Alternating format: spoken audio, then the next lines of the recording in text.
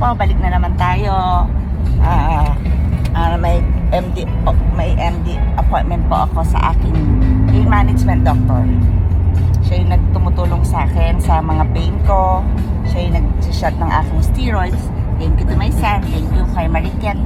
Gamit na naman namin yung truck ng aking asawa. Kasi hindi ko pa po... Oh, grabe po ang traffic sa medical center. Buti na lang, hindi po yan ang appointment ko. Sa kabila. Pasensya na ha, mainit po. Sobrang init. Sobrang init dito sa Texas. Ano ba yung weather natin ngayon? 77. Pero at least kahit pa paano po kahapon mulan. Kaya okay. Po. Mamayang alas 12, alam ko po uulan yan po. Ang mga flyover ng Texas. Ayan, ang dami, no? Sayang, akala ko makikita ko yung BFF ko, isa sa mga close friend ko. Kaya lang, nagkasakit. Pagaling ka, alam mo na kung sino ka. Hindi ko kasi alam kung ano. Ayan, alalay ka, anak ka. Hindi ko po kasi alam kung kailangan ko na ipaalam sa buong Texas na nandito na siya eh.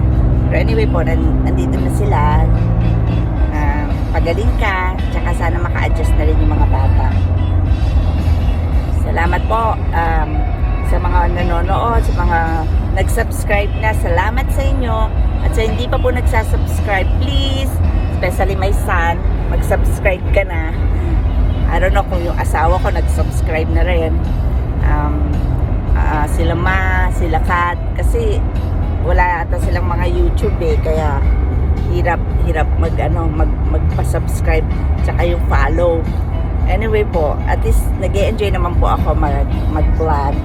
Pero alam niyo na, sometimes mabilis po ako mapagod, kaya madalas hindi po ako nakakapag-video.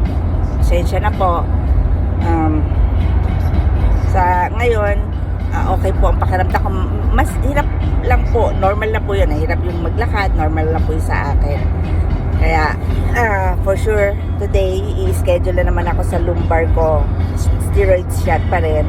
Pero kailangan kasi, katatapos ko lang sa cervical ko, kaya I need to wait for 3 months bago uli ako bigyan ng steroid shot.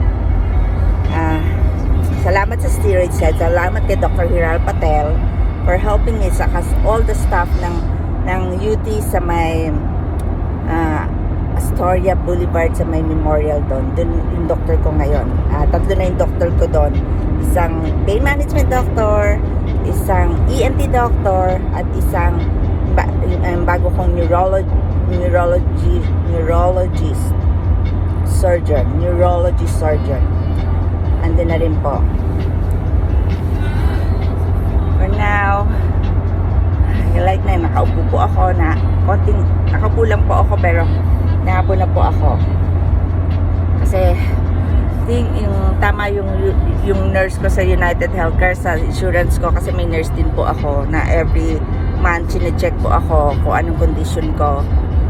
May blood works kasi po ako na mataas ang TSH ba yun? 1? Mataas po siya. Kaya I need to repeat it after 2 months po.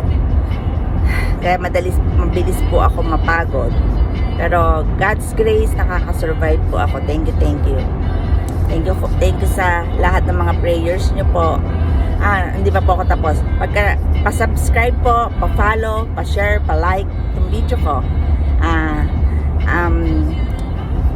Malaki po tulong sa akin kasi nai-inspire po ako, nawawala pa yung depression ko. Nawawala po yung may nahuli yung depression ko. Nanghuli yung puliso, hinuli niya. I don't know. Hindi, nagbantay lang siya kasi nasiraan. Okay. Nasiraan po siya. Anyways, nandito po tayo sa EasyTag. Thanks to my son kasi siya po yung ng EasyTag namin.